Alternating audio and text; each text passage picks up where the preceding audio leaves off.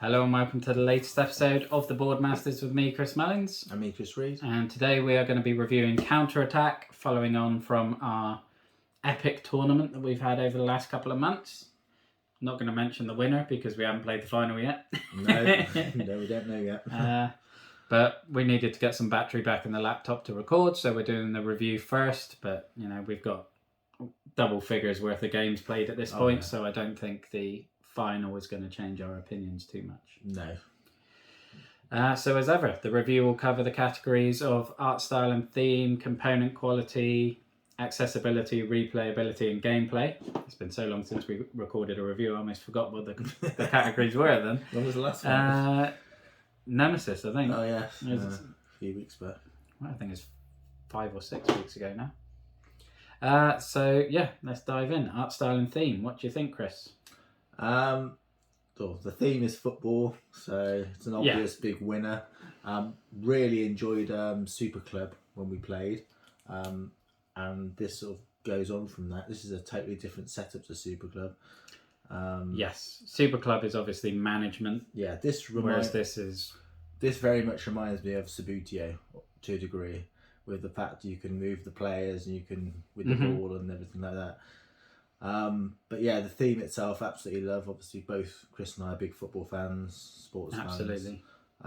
So yeah, it's going to be a winner as far as that's concerned. I mean, the art style. I mean, there isn't much. It's difficult to sort of. There isn't really an art style. Say much about that. I do like the kits. So these are the black and white resemble Juventus, and I mean, you can buy countless of these on the website, like for your favourite teams and whatnot. I mean, for me, they're purely cosmetic. I don't really care about that.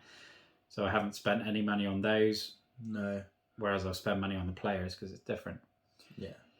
I mean, it's weird for me because, like, I thought Super Club would be sort of like Football Manager, the board game, and maybe this would feel more like a FIFA or a Pro Evo or something because obviously you're playing the actual match. But I come away with a far greater Football Manager feeling from this, even though it's effectively completely different because in that one you're managing and in this one you're playing the game. But because you are micromanaging every aspect of it, your movement, you're picking your team, you're optimizing the positions based on your players' stats. I always come away from a match thinking, oh, what could I have done differently? It's rarely just, sometimes you'll have, if that dice roll. Yeah. Like in that semi-final where you had a header of 6 on the goal line and I had to roll a 6 to save it and I managed to. Yeah. Moments like that are great, but they're luck. This is more for me like player managery because you've got the management style that you've got with your Super Club, but how you can interact and engage with the game I really like because you're totally making it the decisions of how you manipulate and move your players, your setup. So yeah, I love that. Constantly evolving with your strategies and things, but we're kind of devolving away from art style and theme. Like I said, I don't think there's a huge amount you can say about the art style. I mean, no, the art style is non-existent. There's nothing. There's not even like pretend players or anything like that. And the theme is brilliant. It's why we bought the game.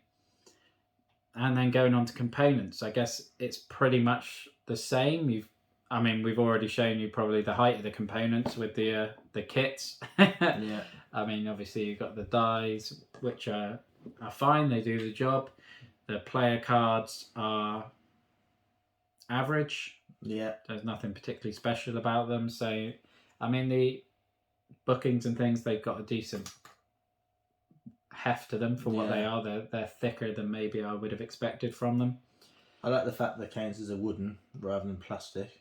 Yeah, definitely. Always. I mean, obviously, then they've got the plastic plastic die and the plastic measuring sticks, but I don't know if you could do the measuring sticks in any other material because they've got to be clear. But yeah, components are okay, but the game is pretty cheap and it doesn't hamper the game in any way, shape or form. I suppose the only negative I would have is the board. And like I said, we've probably played 10 to 12 games and it's already starting to split a bit around the crease, the main sort of fold area, and it rarely sits flat anymore. And yeah, that's from 10 to 12 playthroughs. So It's turned from a Premier League stadium to a National League stadium very quickly. Definitely, it's very. The final will definitely be on a classic Wembley pitch from like the 60s, where half of it's only one goal area. It's very bobbly. Oh. Thankfully, that hasn't impacted the game yet. Well, it can, but yeah. So the components are okay, pretty much. Yeah, I think for the price point. Yeah, and that leads us into the accessibility, I guess. Yeah. Did you want to dive into that? You've touched on the price point. It's fairly cheap. I think it was it sort of around 30 to 35? 40, yeah, I was going to say £30 to £40. So for what you're getting, I think is very good because you get a lot of gameplay out of it. Yeah, absolutely. So for gameplay wise, and obviously no two games are going to be the same because there's so many different players you can have and so many different setups. Yeah, and you can add a lot of players and things with the expansion packs and country packs, and you can get this on Amazon, which is obviously a big win because 6 months ago when I first looked at this game, because everyone, when we did our Super Club videos, everyone was like, have you played Counterattack? Try Counterattack. And I looked at it and you could only import it from the US, which I wasn't going to do at the time. And then it turned up on Amazon for UK backers in November, December time. And yeah, dived on it straight away. So which really adds to the accessibility of the game with the price and the fact it's so readily available and easily available. Really, it was a big win.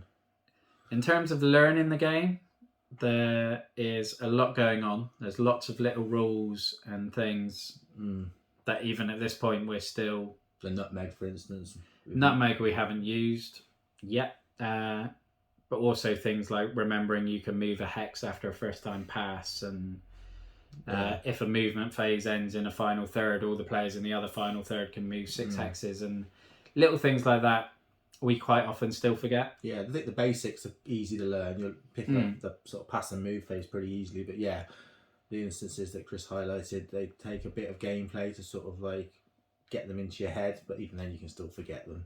Yeah, absolutely. So yeah, as far as learning the game, then it was a big win for me. I think it's relatively easy to learn. Easy to learn, hard to master, I think. Definitely. There's a lot of advanced tactics like passing into space, and I played my first...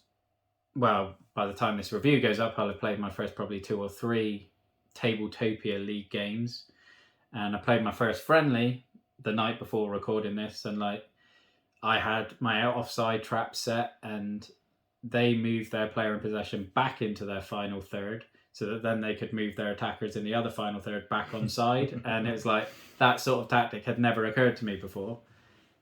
And obviously it's really clever, another sort of level of tactic that Sneaky. I'm going to pick up from playing these experts online. I think it was Melina, I think she had like 291 hours on the Tabletopia app or something at that point. So there's a lot of depth. The setup and teardown is very quick. Yeah, super quick. I mean, it's been a bit more awkward for us doing the tournament because we've had to make sure we keep the squads together. But usually you don't need to do that. You just throw them together, shuffle them out, and pick your team. I suppose the only drawback is sometimes because you've got so many players, once you add a few expansion packs in, there are going to be players that you really want to get involved that don't make the cut, like Ruiz from the core game with his dribbling of 6. Didn't get drawn in any of the squads for this tournament. That's disappointing. Yeah, but it just shows how good the replayability is and how far you can extend it with the expansions as well. Yeah, definitely. Onto, well, replayability we've already kind of touched on. It's a massive win. I suppose probably it maybe is impacted by how many people you get to play with. It may be more interesting because we've only played against each other, certainly in person. And I guess maybe you can get a bit familiar with it and you don't really get to see those advanced tactics that the experts who have been playing for hundreds of hours have. Yeah. It'll be lovely to get an expert doing in person to play against. Yeah. I know there's like they do counter-attack tournaments and things, but I think the one I know of is in Leeds, which is a bit far away from us. But yeah, that's one limitation. Obviously, it is free on Tabletopia, and it's pretty easy to get the hang of. You're just dragging and clicking with your mouse, so you can play it on there, which is nice. And they organise leagues and cups on the Discord server. With the group there are fantastic. But yeah, I suppose that's the only limitation or negative I would have on the replayability is just getting that diversity of opponent. Yeah. Now we've talked a lot probably about gameplay and gone off on too many tangents already, but let's dive into the gameplay section. How do you feel about that? Oh, I love the gameplay. It's for me, it's where that and the theme. One of the big two winners here for me. The theme I love because it's football. The gameplay itself, as we've sort of touched upon, fairly easy to learn the basics, difficult to master the moves, the sort of more technical moves, the little instances where you can get an advantage over your opponent. I think this game does very much play towards the attacker as well in some of the rules. It kind of favours the attacker a bit more. I've heard people say that, and to be honest, that would be my first instinct reading the rules as well. But at the same time, we very rarely have that many goals. True. I think we've only had 2 games in this tournament that had more than 2 goals in it. Yeah, most of it's been 1-0 or 1-0 or 2-0 or the 1-1 that led to the penalties. So yeah, it's relatively low scoring games. We would, indicate the opposite. It's it's interesting, isn't it? It's because stealing and intercepting and blocking shots, you will have to roll 6s, which is obviously very difficult. Yeah. But it just forces that strategy of making sure you've got the right stats in the right position. So then you've got your good tacklers, your good headers, your good high passers when relevant, so that you're maximising your dice rolls when you have that opportunity. Yeah. Which is a really fun layer of strategy. And yeah, just the ability to experiment with first time passes round the corner into space, knowing you can move a hex, and the long ball, lumping a high pass in the box, knowing you can move 3 hexes and try and get a header on goal. And there's just so many variations and complications that these very basic rules can throw in. Utilising your strengths effectively, I would say, is the key. Is absolutely the key. But yeah, I agree. I absolutely love the gameplay. Me too. Like I said, I think there's something that will improve with the diversity of opponents, because you get to see more gameplay tactics and techniques and things. But the advanced rules and stuff, isn't there? Some of those. Yeah, like automatic, inaccurate shots, or controlling a long pass instead of going for a header if you've got the dribbling ability. But yeah, gameplay is wonderful. So into a score, Chris. And this one is quite tricky, I think. Yeah, it is, because there's not a lot wrong with it. That's the thing. So, gameplay, really, really love. Theme, really, really love. It's very accessible. Cheap, easy to set up, tear down. So on that basis, it's difficult to... Yeah, I'm going to mark it down slightly on the components, purely just because of the board, because I mean, yeah, it's a dozen playthroughs at this point, and it's not sitting flat. If you're moving players over the bit, you bump onto it, and just the fact you can see little wear and tear in the starts of some tears, which upsets me. So I will mark it down slightly for that. There is a neoprene mat board available on the website,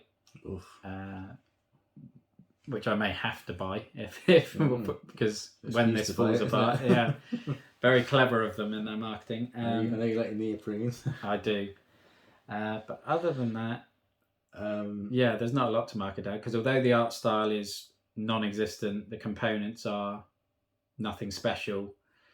But they It don't doesn't need to be. hamper. No. It doesn't hinder anything. It's just the board for me. Yeah, I do agree with you about the board because it opens out very clumsily as well. It's not just how sort of the wear and tear, just the whole way open. It kind of like opens out in a weird way. Yeah, I think that is that might what is then led to the damage. I'm gonna go with a 9.5 because everything's perfect, but yeah, there's a couple of things with the board, which Chris, might sound like I'm copying Chris, but yeah, the board isn't the best. I really do want to give it a 10 though. I'm very much on the fence. It's just, a 9.75. Well, yeah. I think it would be a 10 with the neoprene mat. And a 9.5. And a 9.5 with the board as it stands. Which is still an amazing score. It's an amazing score. It's a phenomenal game. I think that is higher than Super Club, isn't it? Did we give it a 9 with Super Club? I think we went with Super Club. Although I've got the expansion for that coming very soon. Oh dear. The Powerhouse expansion, so we'll have to get that on the channel soon as well. Yeah. But yeah, exceptional game, especially if you're a football fan. It's phenomenal. If you're not sure, join the Tabletopia Discord server because there's always games going on that, and people, in my experience, are very, very friendly and happy to teach people how to play it and how Tabletopia works. But yeah, absolutely outstanding. 9.5 for me. Probably would have been a 10 with a neoprene mat. Although maybe then you're spending extra money, so perhaps you would knock accessibility down a little bit. But yeah, I'd be if it was a neoprene, I would be going 10. Yeah, I think I probably would be as well. But that's it for our review of Counterattack, and who knows? Probably the last we'll see of it on the channel for a while. We may do another tournament down the line. Yeah. And definitely the Super Club when that'd be probably the next full game, the Super Club expansion. Absolutely, pack. Yeah, because that's coming. Unless 1 to 11 gets there before it. No, 11 will be a while yet, I think. Well, months, not years, thankfully. But yeah, that's it. So thank you very much for watching. Thank you for joining us on our Counterattack journey. And yeah, hope to see you soon. So thank you for watching. Look after yourself, stay safe, and have a good one. Bye-bye now. Bye-bye.